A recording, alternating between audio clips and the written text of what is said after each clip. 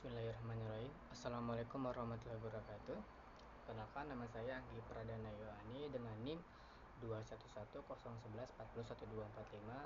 Saya mahasiswa Teknik Informatika semester 7 kelas 007 TPLE 003. Jadi tujuan saya membuat video ini adalah untuk menyelesaikan tugas mata kuliah kewirausahaan.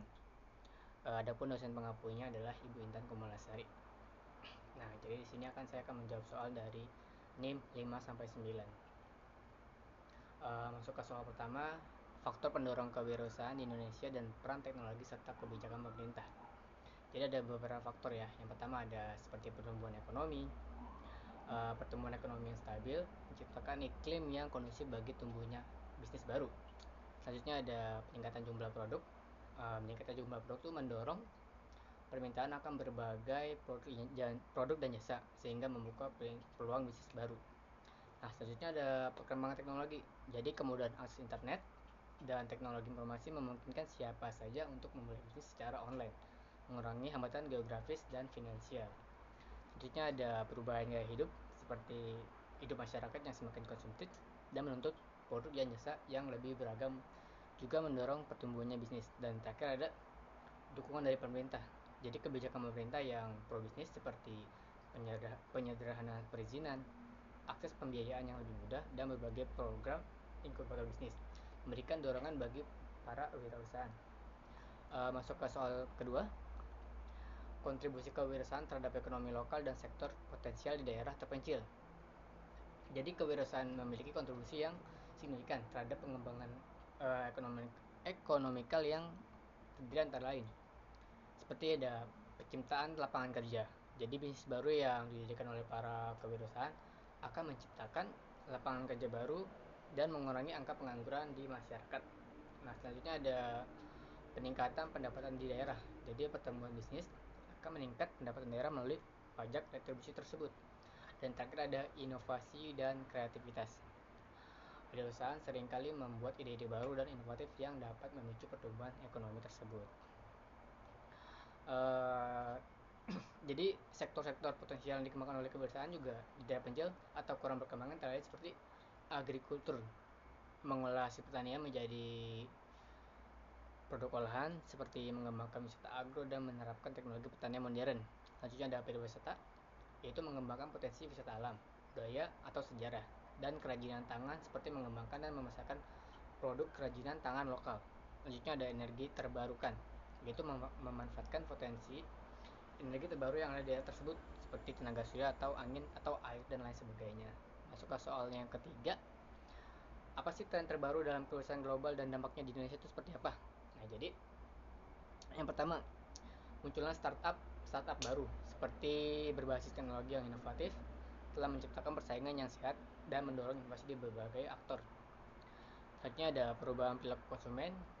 Konsumen tuh semakin beralih ke platform digital yang lebih efisien sesuai dengan kebutuhan mereka, sehingga memaksa bisnis untuk beradaptasi dengan perilaku perubahan tersebut. Dan terakhir ada pertumbuhan ekonomi digital. Seperti apa sih? Jadi pertumbuhan ekonomi digital itu telah membuka peluang bisnis baru dan menciptakan ekosistem startup yang lebih kuat. Lanjut ke soal yang keempat, perbandingan kewirausahaan di Indonesia dengan negara berkembang lainnya. Nah, jadi di Indonesia memiliki potensi besar dalam pengembangan kewirausahaan, namun masing-masing negara mempunyai tantangan yang berbeda. Nah, adapun kesamaannya ada sebagai berikut. Seperti negara Indonesia, India, dan Brazil nih.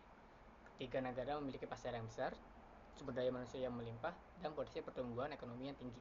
Namun, tantangan utama yang dihadapi adalah infrastruktur yang belum memadai, akses pembiayaan yang terbatas, dan kurangnya ekosistem yang kuat.